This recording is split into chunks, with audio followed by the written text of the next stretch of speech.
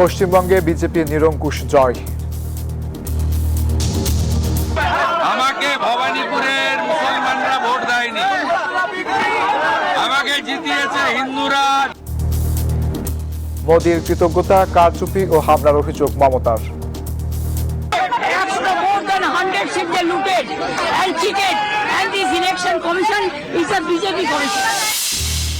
পশ্চিমবঙ্গে ক্ষমতার পালাবদল ঢাকা দিল্লির সম্পর্কে প্রভাব ফেলবে না বললেন পররাষ্ট্র প্রতিমন্ত্রী। দ্রুত গঙ্গা পানি চুক্তির আশাবাদ। নিজ বাড়িতে জানাজা শেষে দাদির কবরের পাশে সমাহিত লিমন, শোকস্তব্ধ স্বজনরা। হত্যাকাণ্ডের সুষ্ঠু বিচার দাবি। স্বাগত প্রবাসের সংবাদের সঙ্গে আছি শাহরিয়ার অঙ্কুর। দেখছিলেন বিআরবি কেবল সংবাদ শিরোনামগুলো। আন্তর্জাতিক প্রসঙ্গ জানাতে চাই ভারতের বিধানসভা নির্বাচনের খবর।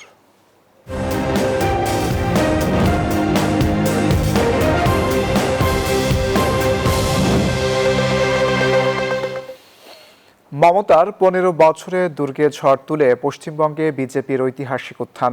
২০০-র বেশি আসনে জয় নিয়ে প্রথমবারের মতো বাংলা শাসনের সুযোগ পাচ্ছে শুভেন্দু অধিকারীর নেতৃত্বে বিজেপি। পরিবর্তনের পক্ষে রায় দেয়ায় রাজ্যবাসীকে ধন্যবাদ জানান নরেন্দ্র মোদী। প্রতিক্রিয়া জানিয়েছেন শুভেন্দু অধিকারীও। বলেন, ভোটের এই ফল হিন্দুত্ববাদ ও মোদীর জয়। তবে ভোটের ফল প্রত্যাখ্যান করে গণনায় কারচুপির অভিযোগ তুলেছেন মমতা বন্দ্যোপাধ্যায়। শক্তিশালী প্রতিপক্ষ মমতা বন্দ্যোপাধ্যায়কে হারিয়ে প্রথমবারের মতো পশ্চিমবঙ্গে নবান্নের চাবি পাচ্ছেন শুভেন্দু অধিকারীর নেতৃত্বে বিজেপি। তাই তো এমন উচ্ছ্বাস ভক্ত সমর্থকদের। যে বাংলা একসময় মমতার একছত্র আধিপত্যের প্রতীক ছিল, সেখানে এখন নতুন ক্ষমতার মানচিত্র আঁকলেন শুভেন্দু অধিকারী। মমতার শাসনের ইতি টেনে পশ্চিমবঙ্গে ঐতিহাসিক জয় পেল বিজেপি। ভোট গণনার শুরু থেকেই বিজেপি নিজেদের শক্ত অবস্থানের জানান দেয়। সময় বাড়ার সাথে সাথে স্পষ্ট হতে থাকে পদ্ম শিবিরের আধিপত্য। দুপুরের আগেই স্পর্শ করেন সরকার গঠনের জন্য প্রয়োজনীয় ১৪৮ আসন। পরবর্তীতে আসনের অঙ্কটা আরও বাড়ে। এর মধ্য দিয়ে উত্তর ও পশ্চিম ভারতের পর এবার পূর্বাঞ্চলেও বিজেপির শক্ত অবস্থান স্পষ্ট হলো। শুভেন্দুর নেতৃত্বে বাংলার এই জয়ে কেন্দ্রীয় কৌশল, সাংগঠনিক শক্তি এবং দীর্ঘদিনের তৃণমূল বিরোধী জন অসন্তোষ বড় ভূমিকা রেখেছে বলে মত বিশ্লেষকদের। বাংলার মানুষের পরিবর্তনের পক্ষে রায় দেয়ায় কৃতজ্ঞতা জানিয়েছেন প্রধানমন্ত্রী নরেন্দ্র মোদী। আর পশ্চিমবঙ্গের ভোটের এই ফলকে হিন্দুত্ব, বাংলা ও মোদীর জয় হিসেবে আখ্যা দিয়েছেন শুভেন্দু অধিকারী। আমাকে ভবানীপুরের মুসলমানরা ভোট দেয়নি, আমাকে জিতিয়েছে হিন্দুরা, জৈন, শিখ সমাজ। আমি তাদের প্রণাম করি। ভবানীপুরে মমতার বড় পরাজয়, নন্দীগ্রামেও শুভেন্দুর জয়। ডাবল ধাক্কায় কার্যত স্তব্ধ তৃণমূল। তবুও ফল মানতে নারাজ মমতা, তোলেন ভোট কারচুপির অভিযোগ।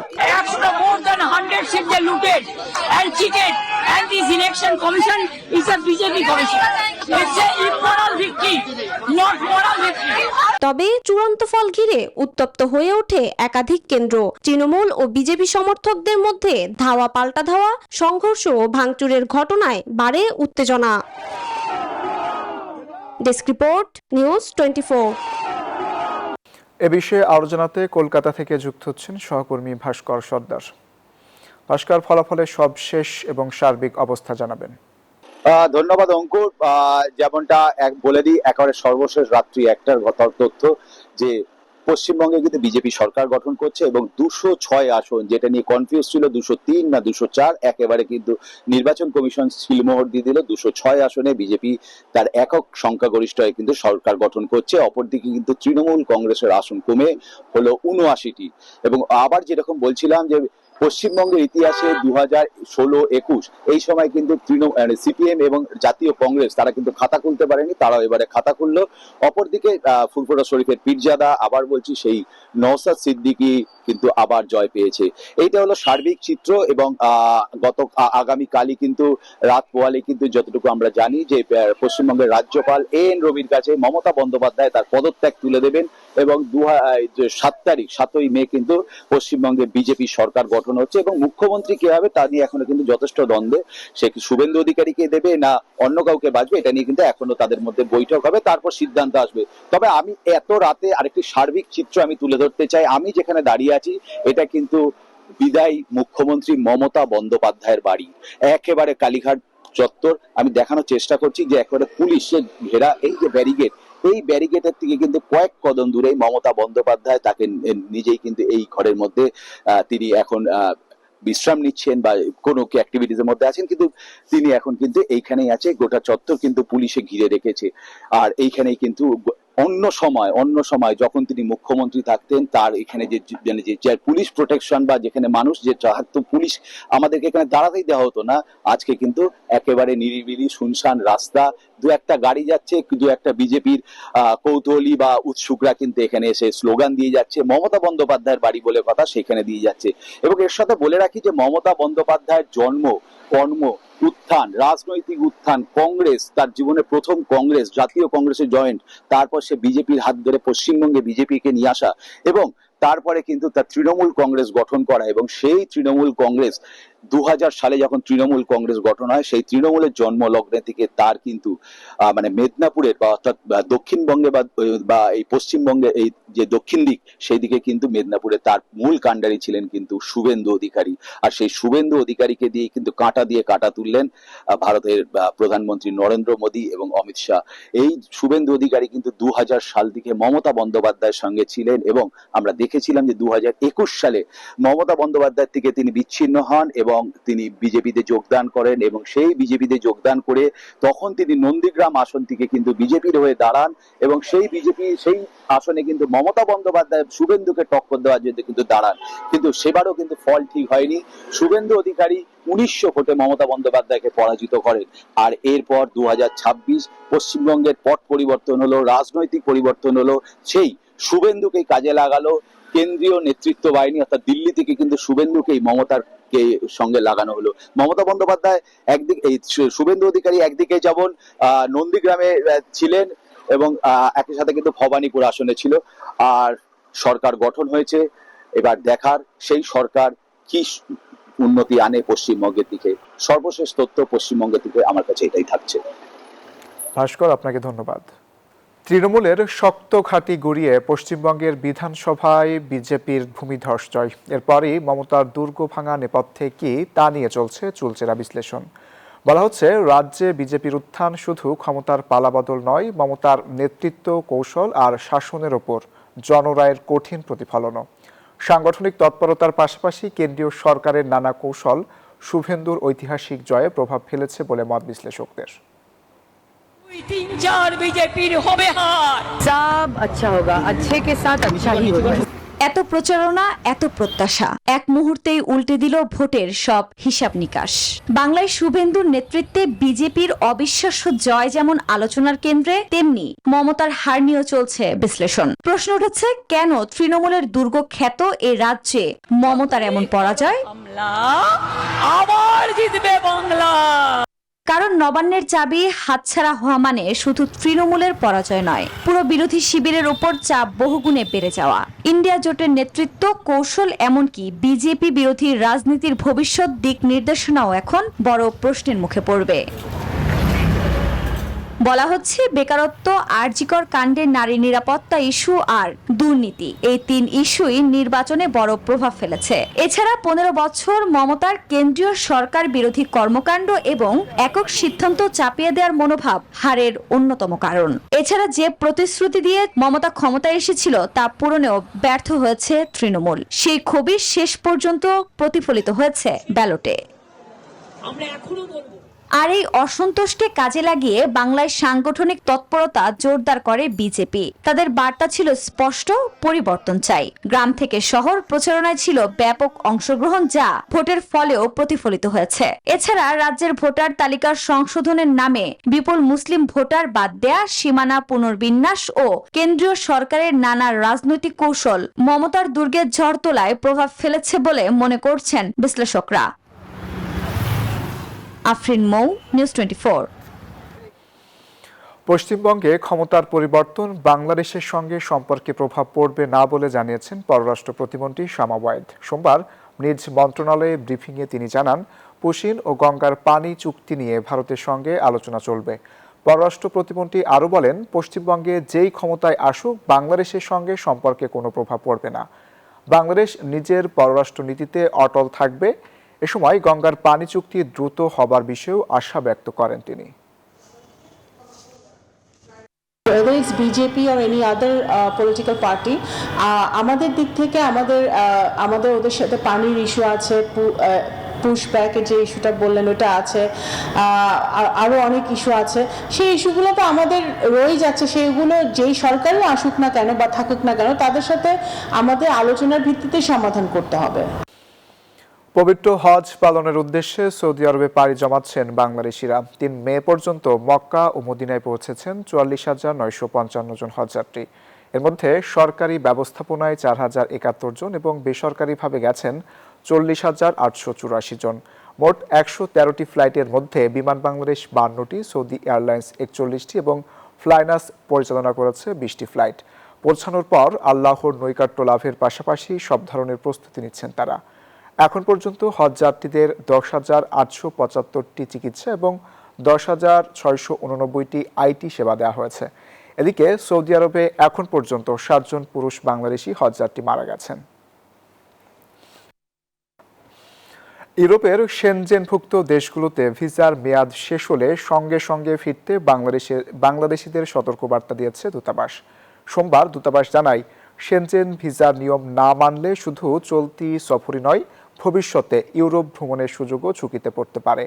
তাই নির্ধারিত সময়ের বেশি অবস্থান না করে ভিসার সব শর্ত কঠোরভাবে মেনে চলার আহ্বান জানানো হয়েছে। ২৭টি ইউরোপীয় দেশের সমন্বয়ে গঠিত শেনজেন অঞ্চলে একক ভিসায় স্বল্পমেয়াদী ভ্রমণের সুযোগ থাকলেও নিয়ম লঙ্ঘন হতে পারে দীর্ঘমেয়াদী নিষেধাজ্ঞা। অশ্রুজলে সমাহিত হলেন যুক্তরাষ্ট্রের ফ্লোরিডায় নৃশংস হত্যাকাণ্ডের শিকার মেধাবী শিক্ষার্থী জামিল আহমেদ লিমন। তার মৃত্যুতে এলাকায় নামে শোকের ছায়া।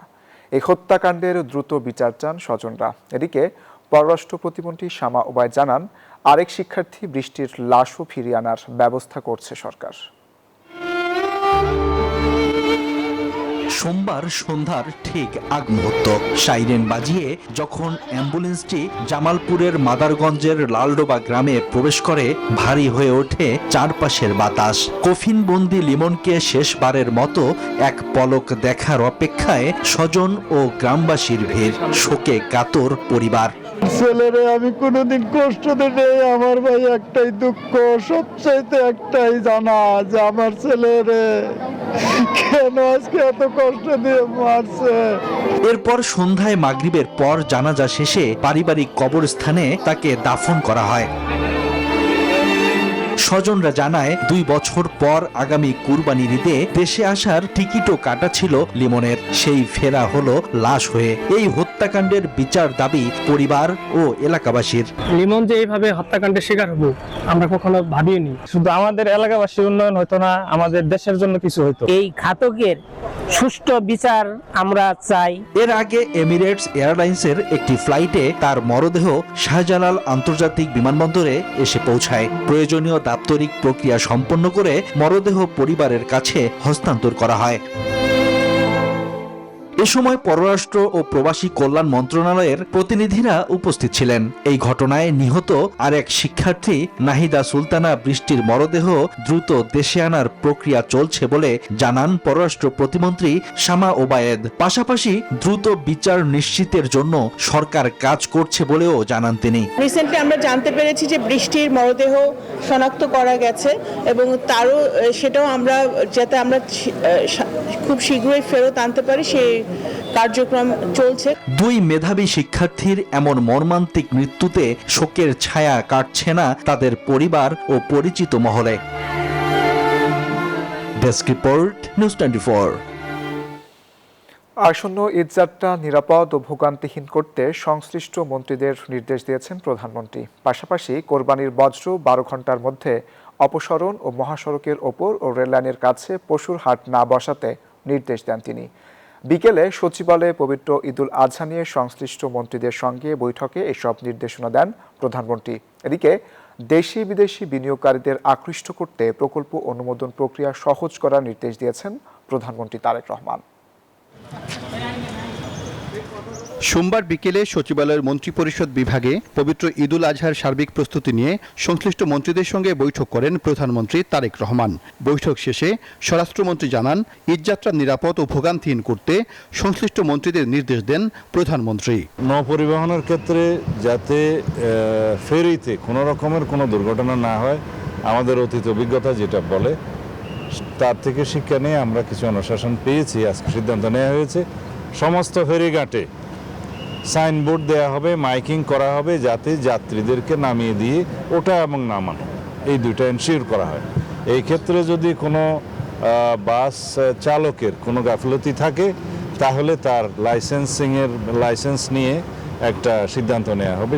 মন্ত্রী জানান, সড়ক ও মহাসড়কের উপর পশুর হাট না বসাতে নির্দেশনা দিয়েছেন প্রধানমন্ত্রী। পবিত্র ঈদুল আজহা উপলক্ষে সার্বিক বিষয় পর্যবেক্ষণ করতে স্বরাষ্ট্র মন্ত্রণালয়ের অধীনে মনিটর সেল স্থাপন করা হবে। কোরবানির পরবর্তী যে বিষয়টা মোস্ট ইম্পর্টেন্ট সেটা হলো যে বর্জ্য ব্যবস্থাপনা। আমরা আজকেই সেই সিদ্ধান্ত পেয়েছি, মাননীয় প্রধানমন্ত্রী দিয়েছেন 12 ঘন্টার মধ্যে সমস্ত সিটি কর্পোরেশন, পৌরসভা, জেলা পর্যায়ে এবং সংশ্লিষ্ট সমস্ত জায়গায় যেখানে বর্জ্যের উপচে পড়া একটা বিষয় থাকে, পরিষ্কার হতো না আগে, সেটা 12 ঘন্টার ভিতরে তিনি নিশ্চিত করার জন্য অনুশাসন জারি করেছেন, নির্দেশনা দিয়েছেন। এর আগে বন্ধ কলকারখানাগুলোর বর্তমান অবস্থা ও করণীয় নিয়ে সংশ্লিষ্ট মন্ত্রণালয় এবং দপ্তরের কর্মকর্তাদের সঙ্গে বৈঠক করেন প্রধানমন্ত্রী। বন্ধ সরকারি কলকারখানায় বেসরকারি বিনিয়োগ বাড়াতে ঋণ প্রাপ্তি সহজ করার উপর গুরুত্ব আরোপ করেন তিনি। পাশাপাশি দেশি বিদেশি বিনিয়োগকারীদের আকৃষ্ট করতে প্রকল্প অনুমোদন প্রক্রিয়া সহজ ও সময়োপযোগী করার নির্দেশ দেন সরকার প্রধান। এদিকে প্রধানমন্ত্রীর সঙ্গে শিক্ষার উন্নয়ন নিয়ে বৈঠক করেন সংশ্লিষ্টরা। বৈঠক শেষে শিক্ষামন্ত্রী জানান, 180 দিনের মধ্যে শিক্ষা উন্নয়নে সরকারের সব পরিকল্পনা দৃশ্যমান হবে। টাইম ফ্রেম হচ্ছে 180 ডেজের ভিতরে আমাদেরগুলো আমরা সবগুলি দেখবেন যে শুরু হয়ে গিয়েছে। এই শুরু হওয়াটাই হচ্ছে আমাদের প্রথম ধাপ। গাছ একবার লাগালে ফল দিতেই থাকবে। আমরা চাচ্ছি যে বিগিনিংয়ে যেন আমাদের স্পিডটা বেশি থাকে, আমাদের কর্মপরিসর যেন অনেক ব্যাপক থাকে। এছাড়া প্রধানমন্ত্রী তার কার্যালয়ের আওতাধীন সব সংস্থাকে একত্রীকরণ করতে সংশ্লিষ্ট কর্মকর্তাদের সঙ্গে বৈঠক করেন। সাইফুল ইসলাম, নিউজ 24, ঢাকা। রাজধানীর মোহাম্মদপুরে ডিবি পরিচয়ে সাধারণ মানুষকে তুলে নিয়ে মুক্তিপণ আদায়ের অভিযোগে একটি অপহরণকারী চক্রের 2 সদস্যকে গ্রেপ্তার করেছে পুলিশ। উত্তরার দিয়াবাড়ি থেকে সময় অপহৃত 4 জনকে উদ্ধার করা হয়। ভুক্তভোগীরা জানান, নির্যাতনের সময় অপহৃতদের চিৎকার আড়াল করতে গাড়ির ভেতর উচ্চ শব্দে গান বাজাতো তারা। শনিবার সন্ধ্যায় মোহাম্মদপুর বেরিবাদ এলাকায় চা খাচ্ছিলেন রিকশা চালক সেলিম। হঠাৎ একটি মাইক্রোবাস তার সামনে এসে থামে। কিছু বুঝে ওঠার আগেই ডিবি পরিচয়ে তাকে জোরপূর্বক তুলে নেওয়া হয়। একই কায়দায় ওই এলাকা থেকে আরো এক অটোরিকশা চালক ও এক যাত্রীকেও অপহরণ করে চক্রটি। আমি ডালে বয়ে দিয়েছি সাত দোয়ান হেমন বাজে দেই আমার লোক 2 জন আয়া শিশুদের ধরিয়া সাত দোয়ান উঠে গেল। বলছি ভাই আমি গাবতুলি যাবো, ওঠার পরে এরা গাড়িটা আইলা আমার কলম মর ধরা 4-5 জন মিলা গাড়ির ভিতরে বইরা গাড়িটাই নলে আছে। ভুক্তভোগীদের অভিযোগ, গাড়িতে তোলার পরপরই চোখ মুখ স্কচ টেপ দিয়ে আটকে দেয়া হতো। নির্যাতনের শব্দ যেন বাইরে না যায় সেজন্য বাজানো হতো উচ্চ শব্দের গান। পরে প্রত্যেকের পরিবারের কাছে 2 লাখ টাকা করে মুক্তিপণ দাবি করা হয়। নিয়া ওই মাদার টেক নন্দীবারে নিয়া এরি পিড়াইছে, পিড়াইয়া মুখ বানছে কষ্টিপ দেয়া বাইন্দার পরে বাইরাইছে কয় 2 লাখ টাকা আইনা দেয়। মাইক্রোবাসের ভিতরে উড়াইলেছে ডিবি পরিচয় দিয়া। আর 7-8টা লোক ছিল, সব ডিবি, সব সাদা পোশাক ছিল, হাতে একটা করে ওয়ালেট ছিল। অপহৃতদের প্রথমে বাসাবো, পরে উত্তরা দিয়াবাড়িতে একটি গ্যারেজে আটকে রাখা হয়। সোমবার সেখানে অভিযান চালিয়ে 4 জনকে উদ্ধার ও 2 অপহরণকারীকে গ্রেফতার করে মোহাম্মদপুর থানা পুলিশ। অপহরণকারী চক্রের যে মূল হোতা মিজানুর রহমান রিপন, বয়স 40, সে হাতিরঝিলের একজন ব্যবসায়ী হিসেবে এখন পর্যন্ত পরিচয় দিয়েছে।